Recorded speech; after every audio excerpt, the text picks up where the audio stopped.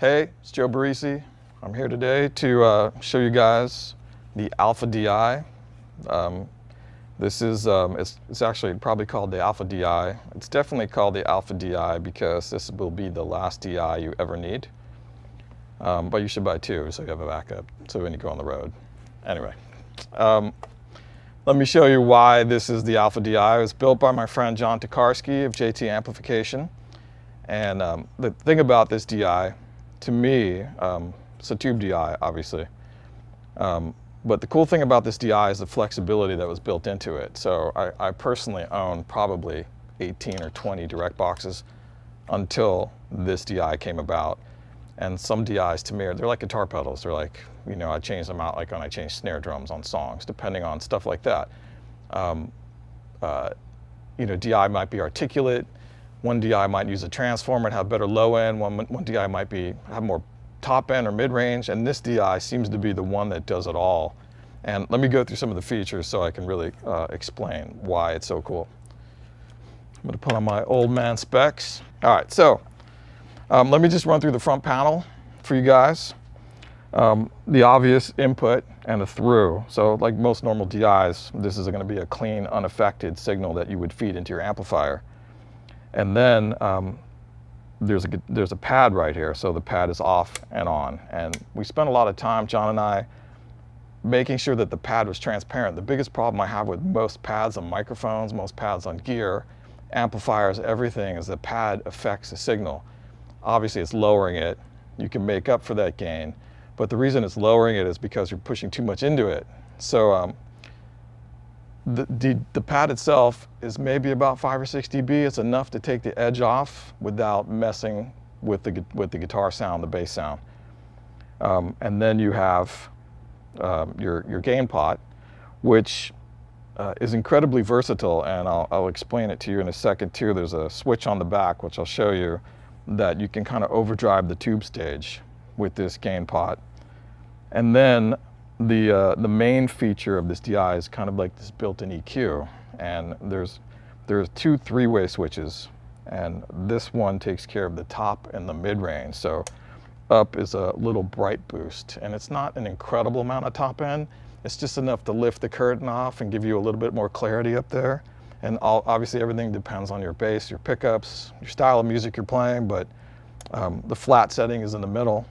And then this used to be called grind on the prototype I had, but it's called mids.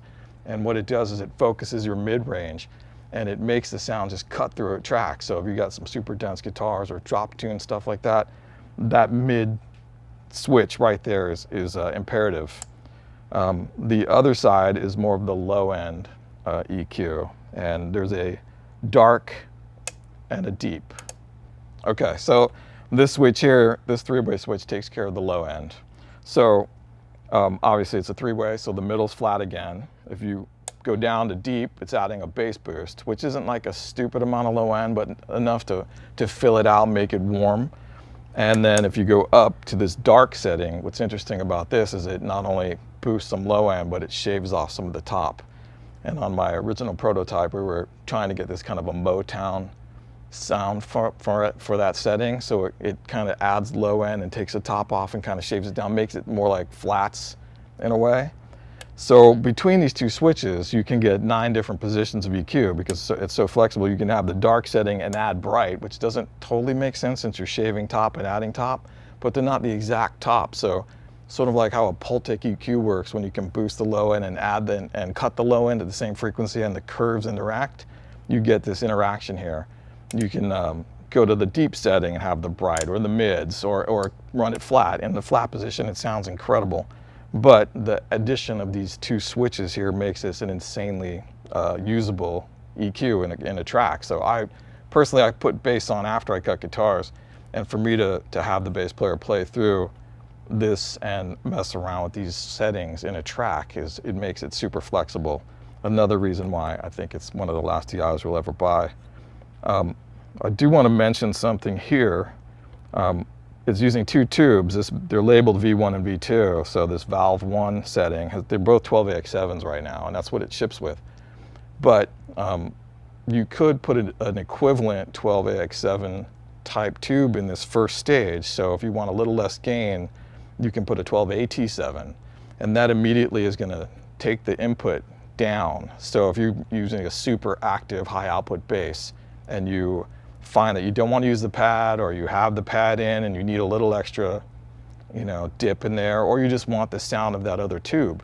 The only way I remember it is AT is for attenuate. So a 12AT7 in that one position there will definitely knock the gain down a little bit. But right now I'm running this DI with two 12AX7s in it, and the V2 position you shouldn't change at all. So it's the V1 position. I believe that's in the manual, but you can mess around with styles of tubes as well. Totally change it. Super easy to get to. It also has a cinematic transformer, which has been tailored to John's taste. So that's the front panel. Any questions?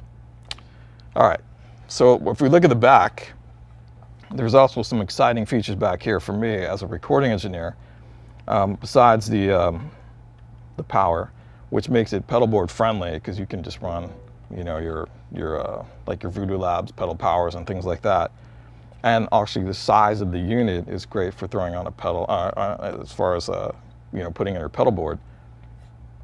So you have got your typical ground lift, which is normal on most, hopefully every DI. But this also has a -10 +4 switch back here, and this is really important to me, because if you're taking this XLR output, this low impedance out, and going into a mic pre, if you want to drive +4, you can kick it there. But if you kick it on -10, you lower that output, you can start gaining your mic pre up. So if you want to use that gain pot on the front of this unit to overdrive your bass sound, you can get some really cool bass sounds depending on how far. It's almost like a preamp power amp now. You're driving the input hotter here, and you're turning the output of the unit down and maybe turning your mic pre up. So depending on what mic pre you use, here you can also change the sound of the DI. But I've used it on quite a few things. Today we're running through just a little API lunchbox with a couple of Avitas MA5s, which are Neve-like mic pre's. They're brand spanking new, and there is no EQ on them. Well, there is actually EQ, but I'm not running any EQ. They're just completely flat right now. And then this right here is the underdog right here. So this high impedance 1/4 inch output is one of those things that we actually have it set up right now. So this is an affected output. What I mean by that is this through is clean. So your bass comes in, clean comes out. You want that to feed your bass amp. So just like you're plugging through to your bass amp. The other interesting thing about this affected 1/4 inch out is you could use it to drive a guitar pedal or another, you know, I was using it actually to drive a power amp. Like this situation, but a bigger power amp through a full-on 8x10, and I've used it to run into guitar pedals. And on my prototype, there's a little switch back here, but inside this unit, there's a jumper, and the jumper will lower the gain of this output. So if you do run into a situation where you're overdriving a pedal, depending on the pedal, so the impedance of the, I don't know all the technical terms, but I've found that maybe like the impedance of the pedal input, depending on what pedal I was trying to drive, it would either be too distorted or not, or super clean, depending on the brand and the make or whatever. So that's why John put a jumper on here to lower the gain. So if you do have that kind of distortion, or same situation, if you find that this is the setup we've got here where we're overdriving this, you know, power amp too much, we can lower that gain. So that is the basic instructional video of what this unit can do, and the definition of what the knobs do, and maybe just a tiny little bit of the ideas that you can do with it. And now we're going to dive into some sounds so you can hear what this thing can actually do.